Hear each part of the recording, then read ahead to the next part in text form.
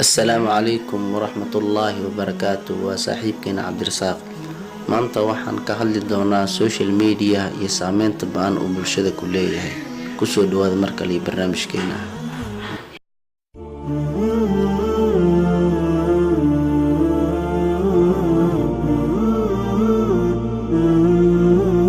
run ahaantii social media aad ayuu wuxuu uga cunaa dhalinyarada waqti fara badan, khaasatan facebooka inta badan dhalinyaro haddaan nahay aad ayaan u isticmaalnaa annagoo waqtigeena inta u badan aan ku dhimino. haddaba qof walba oo annaga naga mid waxaa la gudboon, haddii xataa aadan ka maarmi karin, in social media aad u isticmaasho dhanka wanaaga adigoo waxyaabo badan ka baranaya. khaasatan waxaan kula dardaarmayaa dhalinyarada Soomaaliyeed. Assalaamu calaykum waraxmatullaahi wabarakaatuh.